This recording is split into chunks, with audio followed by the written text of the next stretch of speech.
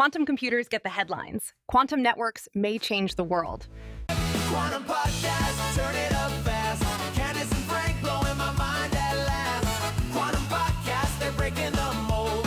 Science and sky beats, it's bold and Hello and welcome back to Impact Quantum, the podcast where we explore the emerging industry that is quantum computing, what that means for careers, and do you need to have a PhD to get into it? Maybe not. You just really need to have a lot of curiosity. And with me is the most quantum curious person I know, Candace Kahuli. How's it going, Candace?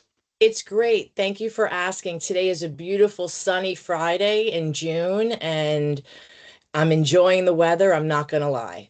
I'm very excited about it. Today we're lucky to speak with Dr. Carlos Pascal Garcia, and he is a quantum information scientist at Lux Quanta. How are you, Carlos? Hello, Candace. Doing great. Yeah, thank you very much for the invitation. I'm really pleased to be invited into this podcast. Yeah, well, we're great to have you. And, even though we say you don't need to have a PhD, you do. But I also think that I think that can be, one, congratulations, because that's not an easy thing to do. And two, a lot of people, I think, get intimidated by that idea that you have to have a PhD in quantum physics. But so how did you end up where you are? Right? Your LinkedIn profile says you're a quantum information scientist. That's Yes. interesting. I'm curious, how did you find your way to quantum? So I don't know, for me, it was kind of a natural path in the sense that I like complex mathematical problems that you can actually play around and they have some correspondence with reality. Something that, for example, you're going through the streets and you see, for example, a neon billboard and you ask yourself, how is it that it's emitting light, right? You make yourself these kind of questions. And for me, it was a very natural idea to, first of all, get into physics, right? At the beginning, I got to admit that I was more into general relativity, but then I gravitated, pun intended, towards more quantum technologies and quantum mechanics in general. And it had a very direct evolution since from bachelor until your PhD. You start from very small problems that you can solve in about 1 minute, 5 minutes, and then it evolves into some hours. And finally, you get into some problems which you admit that it's going to take not just days, but even months. That's how I got into my PhD. And I was indeed pretty much into that. Like solving problems, and especially if they have an actual impact by the end of the day, like they can help the mankind. That was something pretty rewarding to me. Interesting. Okay, so I go ahead, have Candace. notes here. Oh, sorry, Frank. I have No, notes please. here that quantum communications has become a big focus for you. Indeed, Can you tell us correct. more about that? In my case, when I started thinking about my PhD, right, at the end of my master's, I was indeed thinking about doing quantum technologies, right? And the question that begs itself is, what kind of technology are you actually willing to study? The first problem that you have to face is that indeed there are three branches: quantum communications, quantum sensing, as well as quantum computing. And in the end, I decided to pick quantum communications because for me, it's kind of like the flip side of quantum communication. Of quantum computing. Namely, we know that quantum computers are powerful, right? They will be able to solve some tasks which right now they seem to be impossible. And this is good on the one hand because it means drug discovery, for example. But on the other hand, it means that your security is going to be at risk because classical cryptography is based on typically factorization of prime numbers or problems which are computationally hard, but they can be tracked using quantum computing. And quantum cryptography, which is a subfield of quantum communications, actually works towards fixing this issue, right? Which is going to be a very huge threat for the years to come. Once we see in the next 10 to 15 years how quantum computers become cryptographically relevant, and meaning that they can indeed crack RSA, Diffie-Hellman, or other current crypto systems that we use now to store, for example, our banking information or the databases of hospitals. Interesting. Okay, so let me ask you from your perspective, because you talk about quantum key distribution. So what does Q-Day mean to you? So Q-Day, it means the start of a new era especially in terms of cybersecurity, because indeed it means that just the same way that the year 2000 could have meant a complete change in, for example, the way we had the computers storing information, because the change of dates was supposed to start at year 0, and we had to fix a lot this issue, right? Invest a lot of money into avoid resetting all the computers of the world. We could face that same threat. in the sense that, for example, a certain old database which has been storing information for 30 years, right? Did you recall that actually that is using RSA, which is not secure anymore? Like a lot of forgotten information that is actually critical is going to be under threat. And we'll have to double check basically any kind of database that we have here and there in order to see whether it's actually safe or if we actually have to change into some new cryptographic system like post-quantum cryptography or use quantum key distribution. Interesting. And your LinkedIn profile also mentions quantum satellites. So what makes Yes. satellites special? We've had a couple people talk about satellites, but Yes. I think I know what the answer is, but why would I want a satellite as opposed to a terrestrial solution? So it has to do indeed with the quantum properties, especially of light. So indeed, you would like to have a solution that works for optical fibers for your communications because they are reliable, they are guided, right? And they are very predictable. It's not that they fluctuate like, for example, the atmosphere does. What's the problem? That the losses in optical fiber are exponential, which means that after just, I think it is 15 kilometers, half of your signal has disappeared. And if you try to go beyond 100 kilometers, actually you cannot perform quantum communications anymore because the quantum properties of your signal have basically vanished and they cannot be neither detected anymore, or if you try to use what it's done in classical communications, the amplification, then you're introducing a pulse that destroys the quantum correlations in your signal. So you have no quantum communications anymore. What's the solution if you want to go beyond 100 kilometers? You have to go into free space. This means one, shooting signals from one laser into one antenna between, for example, two skyscrapers. You could use satellites, like from the Earth into a certain satellite that you have in the orbit, or you have, for example, satellite constellations as well, like a Starlink, which are satellites communicating between each other in order to distribute a signal between one point in the Earth into another one. That's how you can actually reach distances which are relevant to the scale of the Earth. And all this thanks to the fact that sphere dissipates signals with the inverse of the square, or basically with a factor which is way smaller than the exponential that you have in the optical fiber. And then you have the other factor, right, which is also very important, which is defense applications. So one of the very important lessons that we learned from Ukraine back in 2022 is the fact that basically all your Earth, all the communication signals you have in Earth, they can be denied in just a few hours or a few days. How can you keep communications in such a scenario? Putting all your infrastructure into satellites, which can be protected, which cannot be attacked with the same efficiency or with the same power as you would have on the Earth. Interesting. It's just fascinating that, space is a major platform for quantum computing and quantum networking, really, right? Yes. And I guess really what's the difference between quantum networking and quantum computing, right? It's probably a loaded question, but do you think investors are paying enough attention to quantum networking? I think it's not the case, indeed.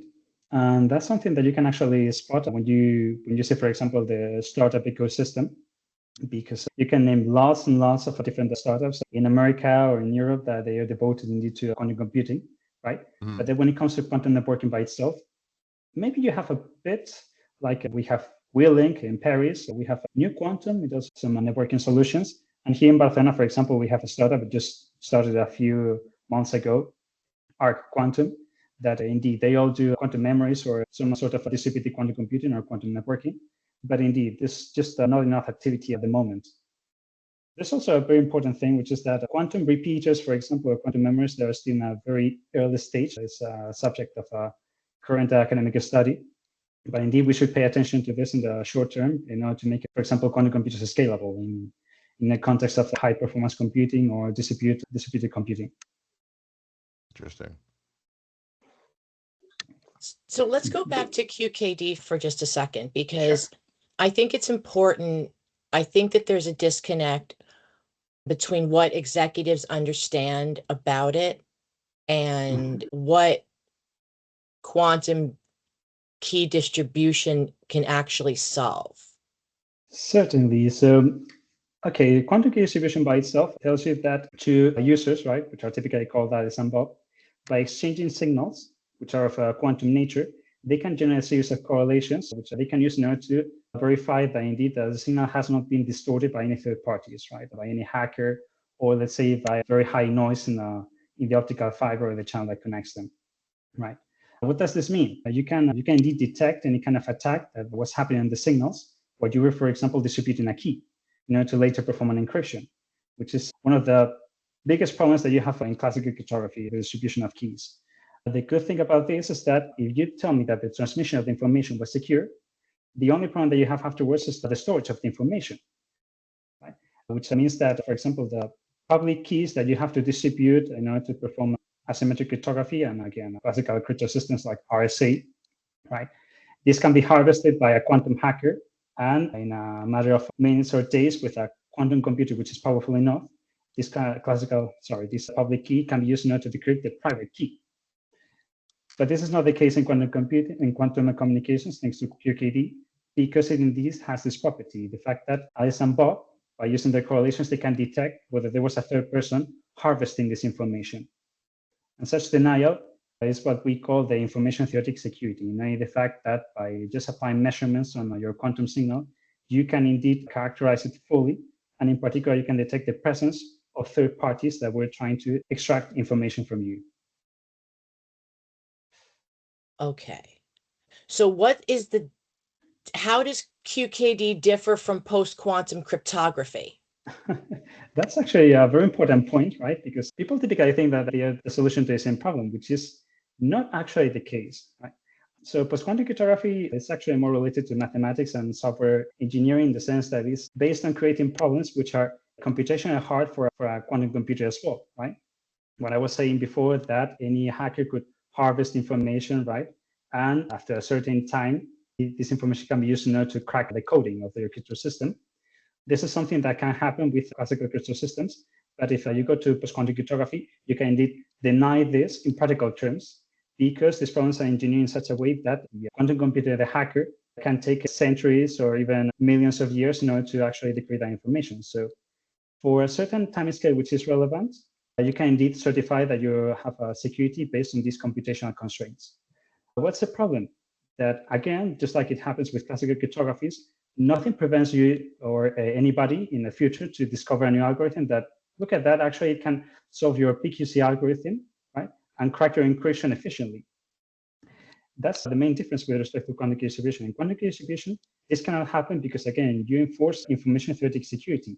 From very first principles, you can certify the information is secure and it will be eternally secure. Okay, so they're not, can they be seen, are they competitors or complementary technologies?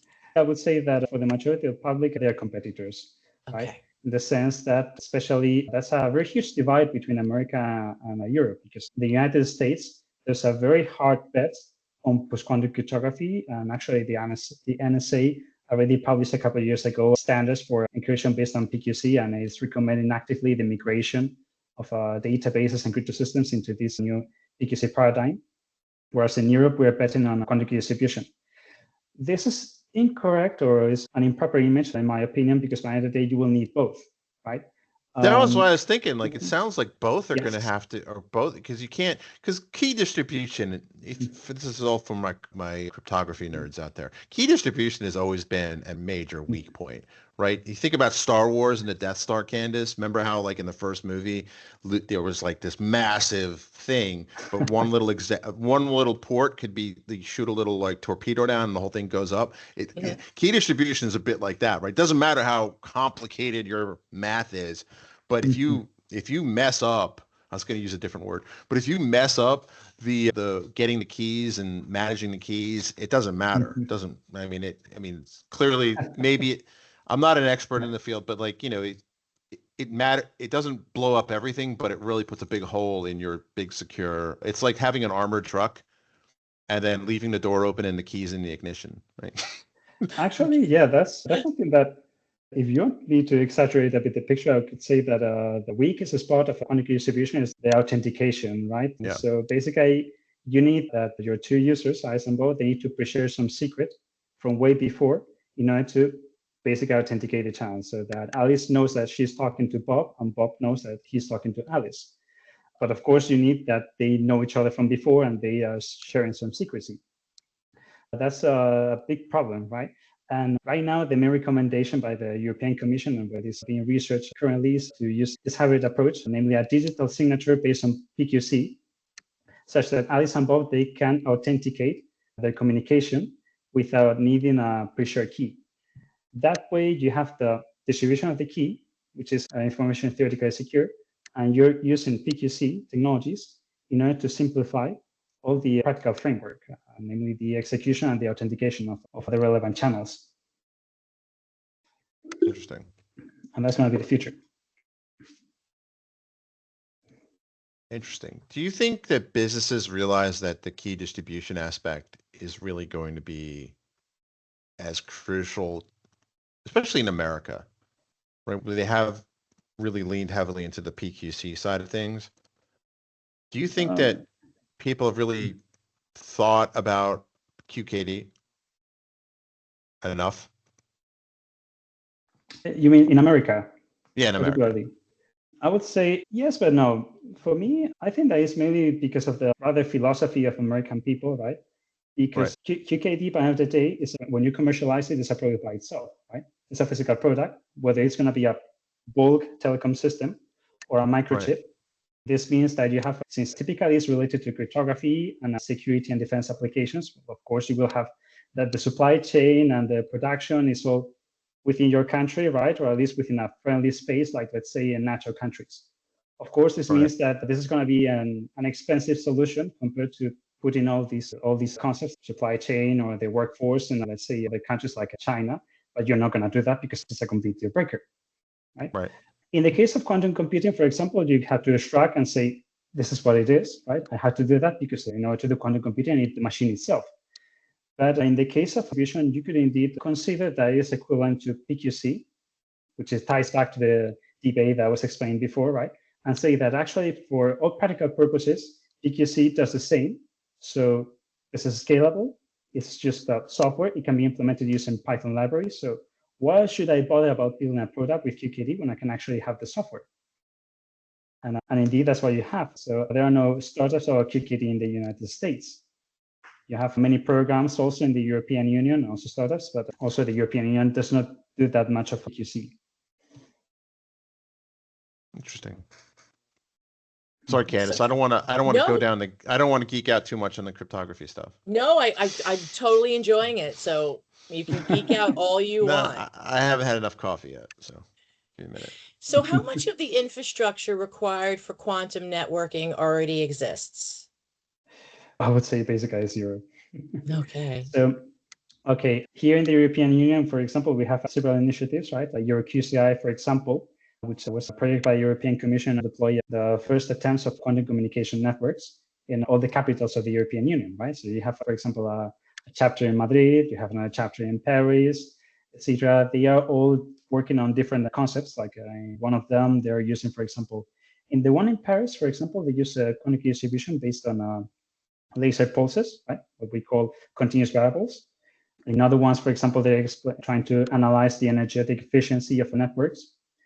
So these are very basic ideas and concepts that will scale up with time.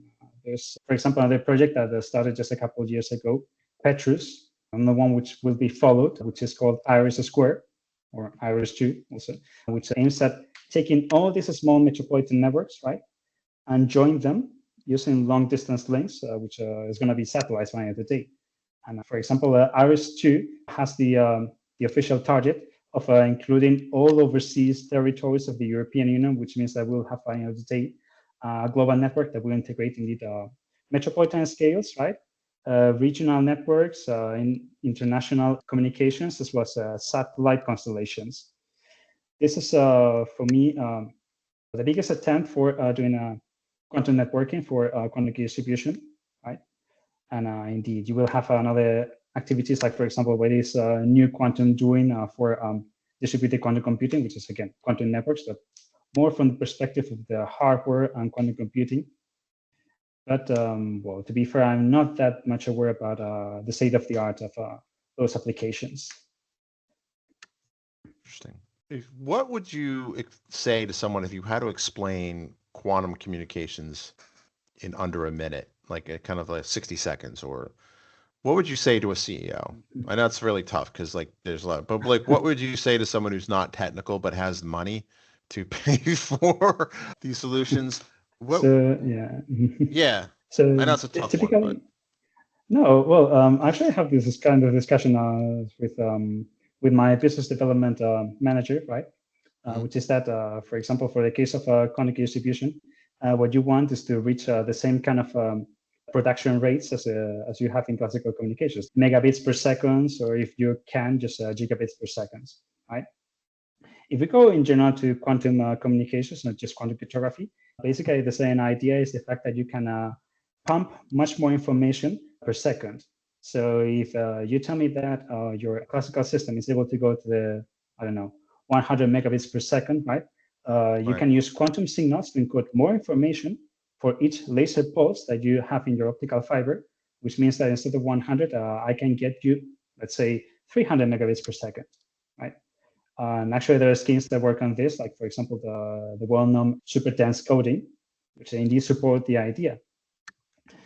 So if you can get better repetition rates with a simplified infrastructure, because again, we're just talking about lasers and commercial technologies, you can build actually a very good business case. Interesting. Which industries do you think are going to want to adapt this type of secure networking communication first? So mainly two. The first one is governments and public institutions, right? Especially within the context of defense. We see right now a lot of initiatives that have to do with indeed military applications. Like, for example, all these initiatives I told you about. So your QCI, Iris Square. There's also QSNP that is actually managed from ICFO in Barcelona, which indeed have a defense chapter. So let's say your communication in restricted scenarios where, for example, there's an adversary actively introducing noise in your channels. And well, you also have other activities like making secure communications between different ministry buildings of the capital. That's the first interested sector, and the second one is telecom providers.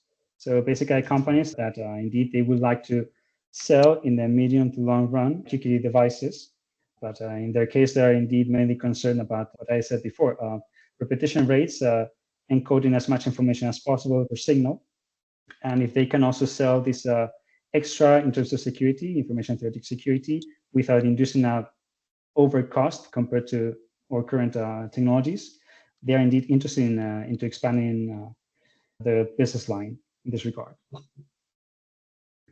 Okay. Interesting.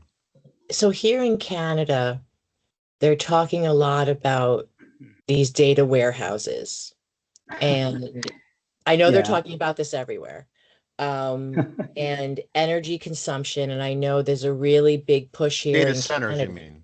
Data centers, excuse True, me. Yeah. true. Data True. centers. And here in Canada, they're doing this big push with energy and the creation of energy. And I wanted to understand, why is energy efficiency becoming part of the quantum conversation, do you think? Okay, right. Actually, just reminding me that this is one of, when it comes to telecom providers, the main target is indeed data centers, right?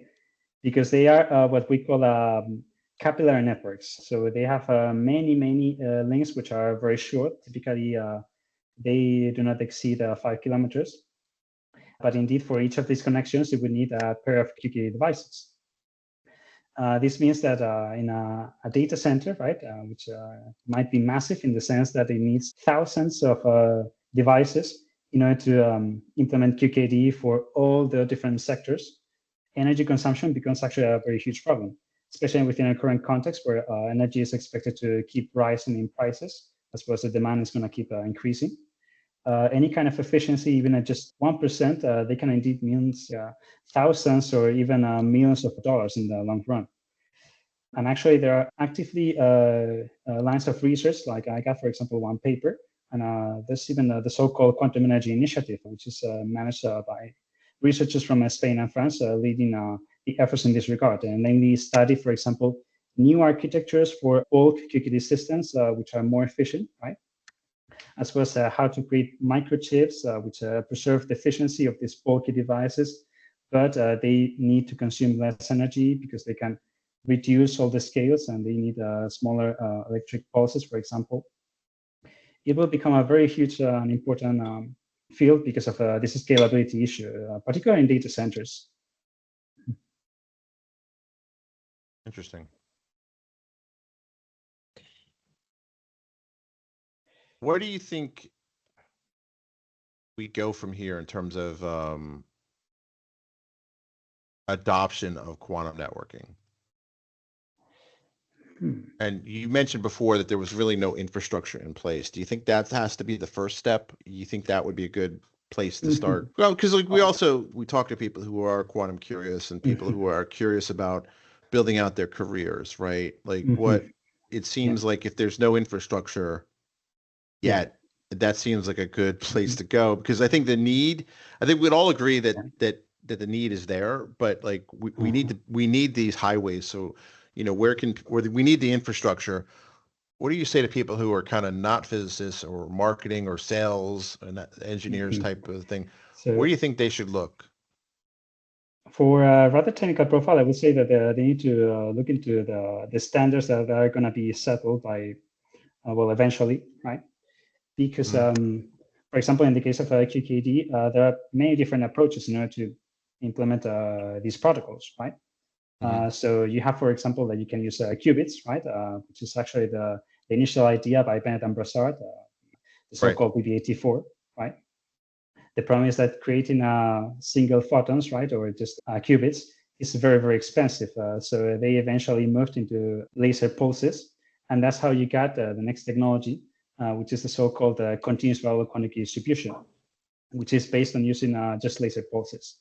The good idea about using continuous variable QKD is the fact that you only need commercial devices, namely optical detectors, optical fibers, right? I would say that it offers better scalability in the long run because the technologies are already there. There are some other technologies that must be developed, like processors, right, GPUs, etc. But in general, these do not come at a very huge cost. The problem is that, well, in the case of CVQKD, well, continuous variable QKD, it only works for small scales, like typical distances, which are less than 40 kilometers. If you want to go between 40 and 100, then we need to switch back into this image of qubits, as I said before, right? Which has the caveat that it's much more expensive because you need cryogenics, dedicated devices, technologies which are, again, still under current development, etc. The way we will eventually perform these protocols, right, when public agencies recognize that QKD protocols are given by these kind of steps and they can be implemented with this hardware, right, that will already set a tone at the conversation when we come to pricing. On the one hand, and on the other hand, the fact that different scales will mean different technical stacks. So might be that, for example, performing QKD for 80 kilometers will become just too restricted, right? Or for 40 kilometers, it's better to use this technology instead of this other, which is more scalable, that you can buy it more easily, etc., etc.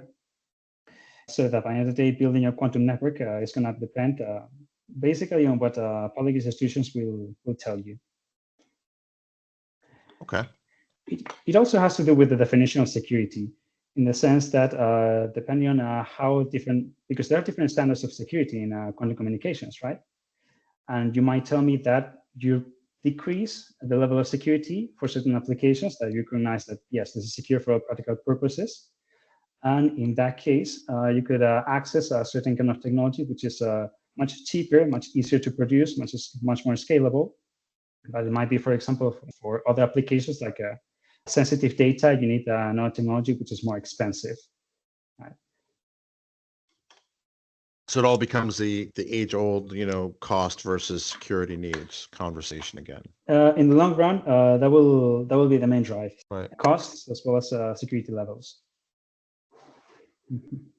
So when you speak with business leaders that are outside the quantum field, what question do they seem to ask you most often?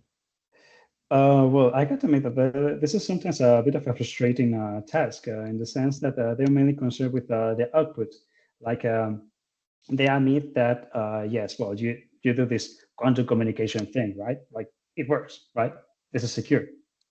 And they indeed have the notion that you do your job properly, right? And thus they can indeed they purchase the device or the idea from you via licensing, and then they will eventually sell the device. And this becomes sometimes a sort of a rat race, in the sense that by the end of the day, for example, the telecom providers, they only care about megabits per second, right? Like if you can achieve higher yields at your competence, you're gonna win by the end of the day. But of course, this means that you can make any claims about the security of your device, like yes, it's secure against any kind of quantum adversary, right? And without actually getting into the technical details of the security methodology that you have, you can reduce and cut some corners, and thus you will obtain a better result for your device, because of course, you're restricting the action of any hacker, right? So this means that you can expand and achieve higher yields for your protocol. As a result, you have that many startups and many companies, they say that, yeah, they indeed can achieve better results than anybody else, go to distances which are much larger, but this is mainly because they disregard the quality of the final product in terms of security. The solution in the long run for this will be indeed the establishment of security standards by public institutions. But right now, the main drive is indeed simply the results. And community, well, the business community typically does not pay attention to the security standards. Interesting. Mhm. Do you think that this is the most underappreciated opportunity, like quantum networking, quantum comms, is the most unappreciated? Because it seems like it is, because it seems like everyone's talking about the hardware they're building. People are talking about the software layers that they're building, but this is, you don't hear a lot about it, right? And there's only a handful of experts. And Yeah. I think we've been lucky enough to have two. You're the second one, maybe the third. And if you look at the news feeds, at least the ones I get, the algorithm is chosen for me, this doesn't come up that often. And you're laughing, Yeah. so there's probably a bit of truth in this. That's quite a lot of truth in this, in the sense that media exposure and investment is typically focused on only on quantum computing, right? Like Right. people typically hear about quantum technologies and they generally think about quantum computers. And indeed, well, the quantum communications is a bit of the small branch. I would actually say there's about 20% of all the activity you have in quantum technologies, summing academia and industrial, right? And we don't have indeed the level of exposure of or let's say media coverage that quantum computing has. It has to do a lot with the fact that indeed quantum computers are, I don't know how to put it in words, like more interesting in the sense that you have the device itself, right? Typical image of a cryostat, which is golden, right? It's indeed beautiful. It's not like, for example, you have in QKD, which is just a simple box that you put in a typical rack. This on the one hand. On the other hand, there's a lot of momentum in this. Like quantum computing already blew up, right? It's getting into big numbers in terms of investment as well as image. So when you have freshmen coming into their PhDs, they indeed want to get into quantum computing because that's where opportunities are. That's where money is, right? Indeed, for example, in my case, there's only a very handful of researchers in quantum communications here in Europe, or specifically in quantum key distribution, but I can name a lot when it comes to quantum computing. Is there a gap between what researchers are building and what the industry currently needs? That's actually a very nice question. I would say yes. Right. Right now, the market, right, is demanding the product. The thing is that in order to set your device, you indeed have to give a list of all the requirements that they give you. Like, for example, how can you control the metrics of the device? How do you enforce security, etc. Which is indeed a good solution for the short term, like in the sense that you have to check boxes, right? But in the long run, if we want things to scale into the big picture, like having quantum communications for example, the layperson, you will indeed need a again, the standards, which is the main thing. What's the problem? Building a standard requires basically all the relevant scientists of, for example, Europe or America to sit down, write a paper, agree that quantum distribution is based on steps 1, 2, 3, 4, 5, sign that paper, and put it into an archive or give it to the relevant information agency, like, for example, security agencies here in Europe.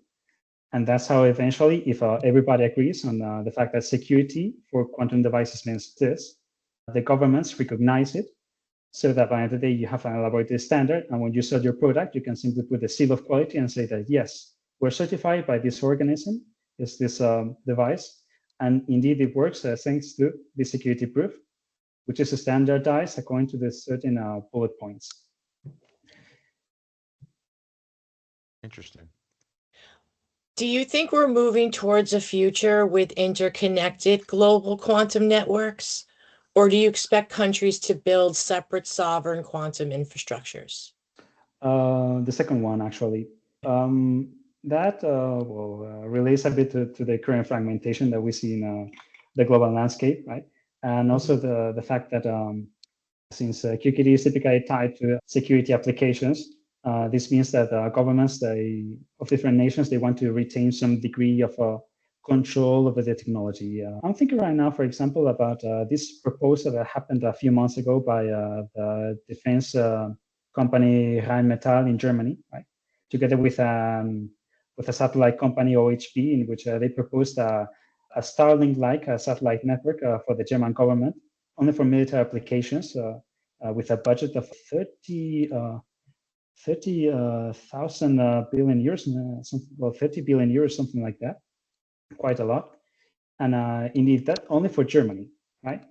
And I would expect to France, which also has a very important military sector, to follow suit and pretend to elaborate a similar proposal. We will observe, indeed, first of all, some sort of national initiatives in this regard, and maybe in the long run for some transnational agencies, like, for example, the European Union. These will be integrated into one big network, like, as I said, tied, for example, to the IRIS Square program. But I think that this will happen in the very long run, like in 2050, something like that. Oh, wow. We're, I know we're getting close to the top of the hour. So what do you think? You mentioned that there's going to be these nationalized sovereign networks, which I do agree with. Yes. I think that that is the direction that we're headed to. We're kind of if you take a longer look at the arc of history, where we were all about globalism from about the 90s till around now, you're starting to see kind of that walk back. Yeah. It's a pendulum, right? It'll swing back, don't worry. But what you think, like alliances will kind of, you think these sovereign networks will connect via kind of like the trading blocks that they're already in and the military alliances that they'll block? Like I can easily see a BRICS version and a European one and possibly a NATO type. So, yeah, I don't know. Do you think it'll map to our geopolitical realities? It will map into political realities. Like for example, NATO is indeed actively supporting the development of quantum technologies, among others, indeed quantum cryptography, right? So I think that this would be the main guiding principle towards either the integration or the synergies between all these different networks, starting from indeed some sort of military application that, like it happens with a lot of other technologies, it will gradually create more and more civil applications, and by the end of the day, it could become let's say a big telecom network, indeed for both civilian and military purposes. But this is something, again, pretty much in the very long run. Right now, the main drive is indeed defense and security, which is driving the deployment of these networks. Then we'll have the standards, and with the standards, we will have telecommunications and implementations for commercial purposes. Interesting. The other thing you pointed out is that people are, all about the golden quantum computer, the chandelier looking thing, right? and and they're not so much thinking about networking, but that reminds me of the early days of the personal computer, right? Everyone was about the PC Junior, the compact, the laptops. Yes. But then quickly you had the realization that as standalones they had a certain amount of power, but like as when they're networked, and that's when you saw the You rise connect them, of yeah. all the networking companies that were out there, Cisco, Novell Netware, right? Like Banyan Right. Vines, like all these like networking. I think, I mean, based on what you say, I can kind of like seems like it's about to repeat itself again, right? Oh yeah, and Interesting. it's not gonna be something easy actually. Like well, as you were saying, we started from the very big chunky boys. Let's say I will have to go into the micro scale. As well as we go into the micro scale, we go into problems which are harder and harder to simulate, so that we need more and more resources that cannot even fit in a room, which means that we need to turn to distributed solutions, both for example, highly demanding computations like HPC, or simply when you have cryptographic solutions as well, because there are solutions which are based on encrypting information and distributing into different packages that go into different servers or into different computers. This is an effort that will take a lot of time and also a lot of money, right?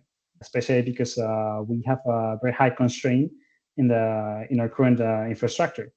You cannot just start a new kind of deployment out of the blue. You need to base everything that you have from the perspective of the 5G or beyond 5G networks, which means, among others, for example, understanding the stability of your network, right?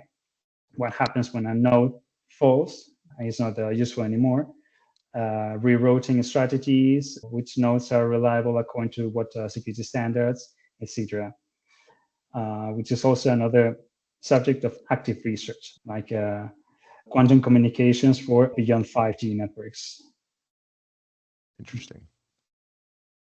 Wow, there's a lot we can kind of go down, and I don't fully understand a lot of this, but we're also coming to the top of the hour. We'd love to have you back and kind of maybe do a deep dive on some of the more wilder, esoteric parts of this. But where can folks find out more about you and your company, which the name Lux Quanta? Lux Quanta, correct? Yeah. So where can people find out more about you and what you're working on? You can find me on LinkedIn, right? Carlos Pascual Garcia. You can also find me on GitHub, C Pascual Garcia, where I typically upload my works in Julia for numerical optimization and quantum technologies, as well as on Archive, where I upload my research. There's Julia again, Candace. I was just about to say. I saw that look. Yeah. You said Julia. So there you go. Yeah, it's funny because we're talking about that a lot lately. It's exploding, yeah. Yeah, because Julia was, you know this, like Jupyter, the JU in Jupyter notebooks was meant to be Julia, and then Python, then R. So it was originally, I think, pitched as a data science language or an AI language, but clearly Python took all the air out of that room. But a lot of folks in the quantum space are using Julia. Like this is now the third or fourth time we've heard that. Oh, my stuff's in Julia. And I remember we were talking to a guest, and he said, "Oh, this is my GitHub repo." So I looked at the GitHub repo, and I'm like, "It's all in Julia. What's that about?" Right? And it's not to start language hate, because I don't think that really helps anyone, right? I chose Python because flexible, it's flexible and it was there, right? The Java versus versus C# debates never solved anything, right? It was really more about what your platform bias was, right? So with everything kind of moving open source and vendor lock-in is not as prevalent as it used to be, people generally can choose whatever language they want to use, generally, right? I think Python won the AI space because there already were things like SciPy and things like that, all the advanced mathematical things. So I find it interesting that Julia comes up again. That's cool. That's kind of cool. Yeah. So I mean, just as a short note, for me, it's very direct in the sense that Python is flexible, right? But you have to systematically start patching around, like using this compiler, which is very efficient, or this version into C, which is Cython, etc. So why don't you just start over with a language compiled, which is easy to use, that allows you an efficient memory management. And for me, it Right. was a very direct choice. No, that makes sense. That makes sense. I think Julia's time is yet to come. No, it's And I see that actually the ecosystem is exploding. Like a lot of people from quantum information, right? They're right now migrating into Julia, and I'm very happy Interesting. because I've been there since 4 years ago when Julia was like, Julia, what's that? Into oh yeah, I saw this new library that does I don't know condensed matter. Interesting. It's very rewarding Well, to see how it evolves. that is cool. We'll definitely have to put some time into learning Julia. That's for sure. With that, we'll let the outro music play. Fast. Candace and Frank blowing my mind at last. Quantum podcast, they're breaking the mold. Science and sky beats, it's bold and it's gold.